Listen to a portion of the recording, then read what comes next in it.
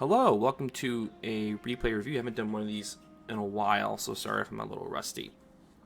On the AOE 4 Reddit, we had Mr. Nobody here who asked to look at a team game. Unfortunately, the game that he wanted people to look at, I can't see anymore. Weird thing happened with the replay review recently where some games just seem to be disappearing.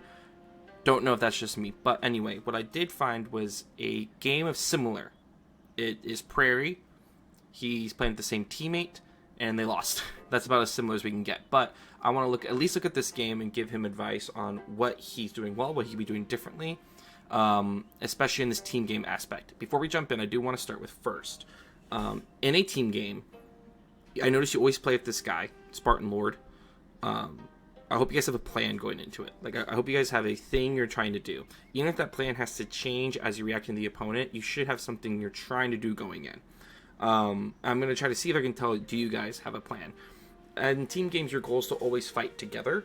And your goal should be to have one of you kind of be the carry in a way. Like, either you're both going to be aggressive or one of you is being aggressive while the other one booms, probably you because you're trying to, and trying to react correctly and sharing that information as you go. So let's see what you do. So first, the Chinese opening, one of the most difficult openings. First, you're on Prairie. Always go 2 scout on Prairie. There are so many sheep. And if you're able to gather a lot of sheep, it delays. You have to go on the map, which in Prairie is really important because it's such an open map. So I would go 2... I know it sucks because you want to do Imperial Official opening, but I would actually do potentially Imperial Official and then Scout. And then have your first Scout go out into the middle and your second Scout go kind of like backwards to try to get as many sheep as possible. Let's see if you do the correct Chinese opening here. Okay, here's what you need to do. Once these villagers are done chopping the wood, they should then build the mill. Don't let them drop off at the town center. This is key. Have them drop off next to the berries, or wherever you want to put the town center, whatever you want to put the mill. Because when they drop off, when they build the mill, they will drop the resource they're holding, which will be wood. Your goal is you have the Imperial official supervising that mill while they're building it, so you get extra wood. So here's how the process would go. Here's how I do it. You have your villagers chopping down a tree. You then shift click build a mill so the mill appears. When your Imperial official pops out, that timing will tell you that your villagers are done chopping. You should then actually click them onto the mill. Don't shift click them onto a resource after. They won't drop off the wood. So they should build the mill. You should have click on your Imperial official to supervise the mill. You'll get extra wood. You can then have extra wood starting off because at this point you only get 60. You could have 176 instead. Okay, so you go a little bit too far in my opinion. Though you are getting these deer. I notice you're killing the deer as you're going, which is good. Though you missed the deer pack over here, which is another reason to go 2 scout.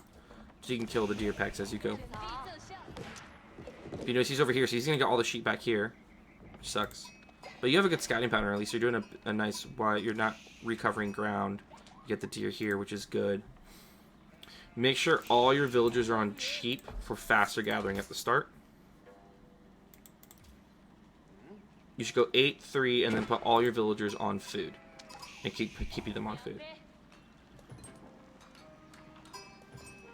4 on gold's too much.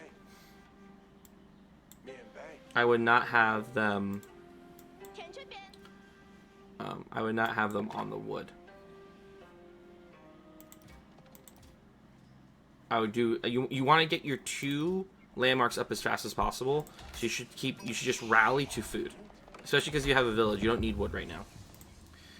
Okay, Barbican spot.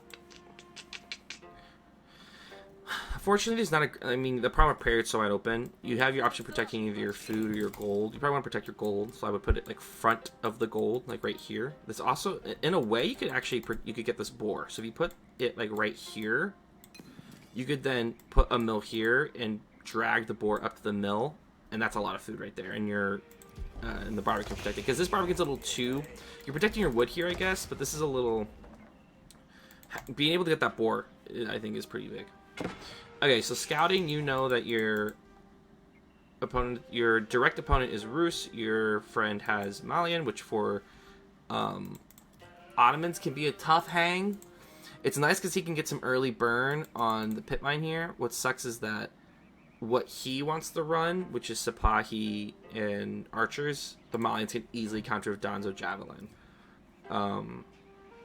So we'll see you guys decide to fight this out. Okay, you gotta see if the Roost player is going TC. Okay, I'm glad you got your scout over here. He's going Golden Gate, which is actually good for you. You don't have many minions. You guys need to know what's your resources back here. These are your safe resources. You need a scout so you know what you guys can get. So here's the thing. Right now, here's why going wood early messes up your timing. You should get up both landmarks at the same time if you do it right. So here's my suggestion. Unless you're being rushed, you need to get up Barbican immediately. Don't do Barbican first.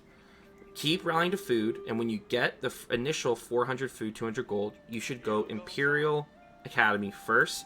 I would have put it right here, because it would have gotten the mill, the lumber camp, and the mining camp. And you try to build as many things within that influence as possible. You keep rallying to food. I'm telling you, you keep rallying to food. Because you keep 3 on gold, that's enough. Then you should hit the next set of 400, 200 to then build the Barbican and have your villagers on gold build the Barbican. Then if you want to go to TC, you can immediately split your villagers off. So then you send off, you leave 4 on food, but send all the rest of the villagers onto wood until you can get enough for a mining camp, and then you split your wood and stone villagers. From the Imperial Academy, you get your second Imperial official, and then you have 1 Imperial official on lumber and 1 on stone. You can get up your second TC as fast as possible. Right now you're slow. Right now you're not going to get up your second TC as fast. You're not going to get as many villagers because you're getting song super late. That's because you went wood early. And you notice you're going to get gold way before you have food to get the second to get your song up. Which really matters. Like on how, like the faster you get the fist. And you see he's going 2 TC at least. I don't know if you're planning to go 2 TC from the jump. Now you are. Here's the thing.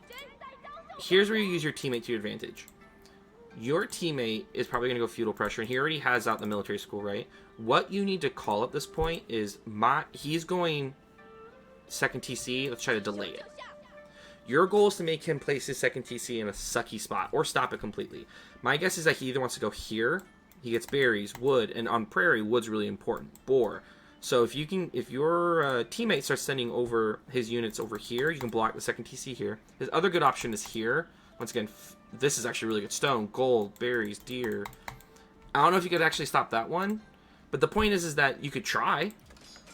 And with your scouting and your teammates' early units, you could actually really delay a second TC here, which would force the Malians to respond as well. And he's heading east. Okay, he's definitely going over here. Now the question is where you're going to put your second TC. You need to be a little greedy at the second TC here. He's going naked TC. There's no units to stop you. He has no production, so you should be really bold where you put your TC.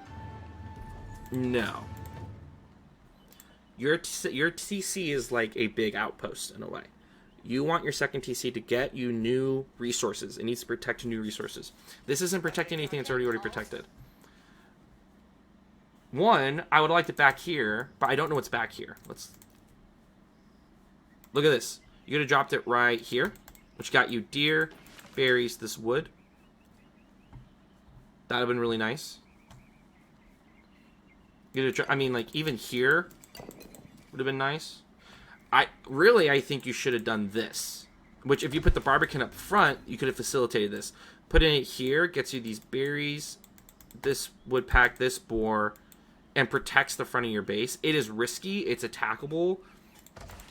But it gets you a lot of resources. So doing this, like, safe TC here, in my opinion, sucks. And now your scout's back here. You don't know what he's doing. That's why 2 scouts on prairie is really nice. You can have 1 constantly in the back here. Okay, looks like now you're going fast castle. Problem is your teammate... What's the resources like right now? Yeah, your teammate's going hard feudal pressure. Like, here's the thing. If you're going to go castle, once you get the second TC up, the call for your buddy is he should stop making units. This is the most units he should make, and he should only be using Sipahi. So he should kill this guy, and then he should be raiding all around the bases here and slowing down, and then he should go castle too. And my guess is you're probably going to do like a palace guard rush. Yeah, and he's going cow boom. Oh, this is huge. Look at this. This is a third TC. And you know it's a third TC because you saw the original villagers go down here. Also, the deer are dying. If you want to know if your opponent is on an animal, Roost, they'll kill everything, right? But, like, if you see the boar go down, if you see the boar's not moving anymore, your opponent's on boar. If you see the deer are dead, your opponent's on deer. In this case, this deer down here is half health. It's dying. And it will die soon. But he's on 3 TC, so you actually don't have the eco advantage anymore. He's getting just as many villagers as you. And you do an early... No, don't do siege engineering. The reason being is that you're obviously rushing castle. This is a waste of resources. Instead, if you want to do a palace guard rush, you need to get iron undermesh and bloomery. You also need all 4 imperial officials to be getting max gold here. But your larger issue is that once you run out of food here, you're out of food. You don't know where any of the food is, and your next closest food source is right next to his TC. So you're kind of shit out of luck. So you have to either make farms, but really need to find food up here. And so you're going to hit this really harsh stopping point where you're not going to have food for a minute while you're figuring that out. So you need to kind of plan ahead. Where's my next food source? He, by putting a second TC here, has cut you off from all this food right here. This is why you getting your second TC here first would have been so big. It would have stopped him from doing this one. It would have protected all these food resources. I know I kind of hammered that, but that's why it's so important to get good positioning. You need like 4 barracks down if you want to do a good palace guard rush here. But I don't even know if that's the best bet. Going palace guards. Look at Somalian sucks. Because they just go Musafatis and they tear you apart. But if you get like a good mass of them early on, here's the thing. You can take down a TC easy with a mass of palace guards and like 2 clockwork nested bees. So instead of researching siege engineering, you should just get like 1 or 2 nested bees and you'll be fine. You're only going to win this if you get a bunch of them. So that's why you need like 4 of these, because you need to be like, you need such a big mass that you're running over what he has instantly, because he hasn't hit H3 yet. Okay, he just hit H3. So now you have a brief, and since you were scouting, he's walling you, which is ridiculous. You have a brief period of time to attack right now. He literally has no production up. It's back here. You have a period of time of literally right now to send these palace guards in to slow them down, and they need to be attacking like groups of like 2, like 4 or 5. But since you didn't have enough production up, and you don't have your next food source up, you actually can't do that. You're stuck on these initial ones that you made. So here's like the calculus you have to have. You have 36 villagers on berries. Are going to destroy this. At this point, you actually need to just drop granaries here and just start adding farms. And you need to get stone and keep like right here to protect those granaries, because you can't wall them off. Because you're about to be out of food. Also, you don't have an imperial official on this. The most important thing by China is you have to have your imperial officials on resources. It's what gets you. That's your eco bonus. Roosts have extra gathering and extra wood. Just naturally, you have to actually move your imperial official around. So you need all 4 imperial officials. You need to have each imperial official on each major food item. So this imperial official here, you are missing out on literally hundreds of extra food.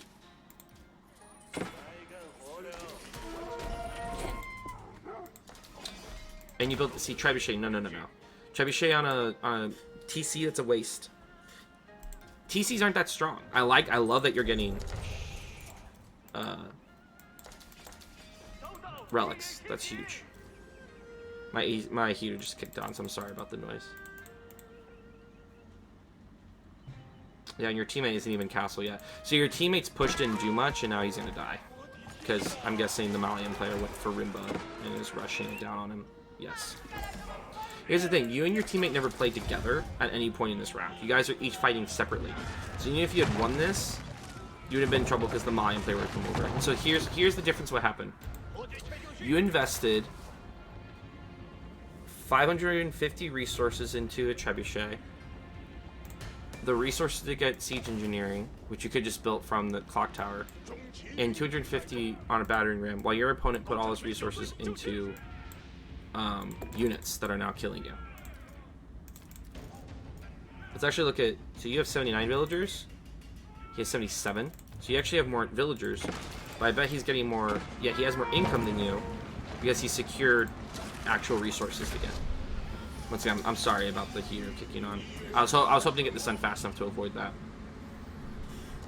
But it is what it is. And now you have no food. And he's now gonna run it down on you. And this is why you need to make granaries like right now, because now you have no food. And that's the issue of Prairie. There's actually not a lot of food on Prairie. The deer packs are very small. You could get boars, sure, but you definitely need to get boars. And there's so little wood that you have to literally get farms early and just be very careful how you're using your food. And he's just gonna walk it down on you now, right? Because you don't have units to stop him. Like, what? See, these two trebuchets don't do anything for you. If those trebuchets were 2 nest of bees and 2 springolts, your springolts kill his springalt. You get, if you just have a bunch of palace guards. Palace guards nest of bees is amazing, because if you get 3 or 4 nest of bees, it doesn't matter if he has crossbows. They die. They all die. So the only thing that would have saved you here is a bunch of men at arms, palace guards, and keeping your 2 or 3 clockwork nest of bees right here, and you would have won that fight. You start going crossbows, which is nice, but look at this mess. Alright, and also your buddy's dying too. I can't really focus on your buddy. He's got a hold on his own. That's the thing. He can actually hold because he has military schools.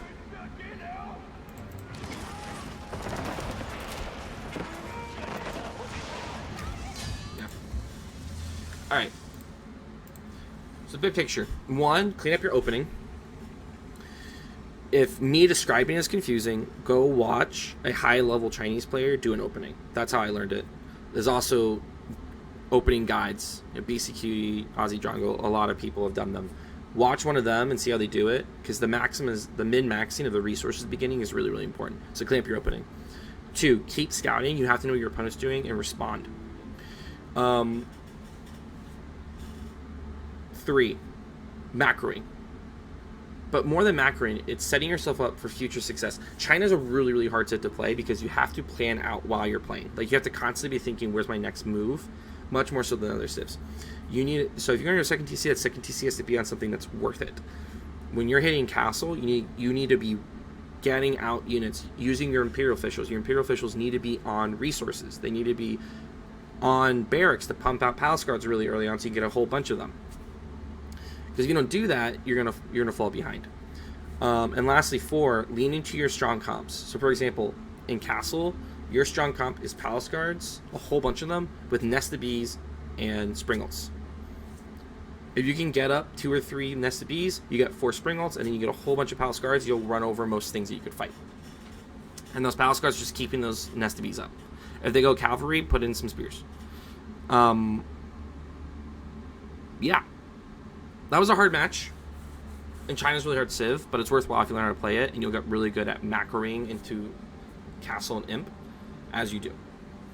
I hope that was helpful. I felt kind of rushed to me. I'm sorry if it felt rushed to you, but I hope that was helpful. If you have any questions, please let me know. I'd be happy to answer any questions. If you're interested in direct coaching, message me on Discord in the descriptions in the video. I'd love to directly coach you, and good luck on your future games.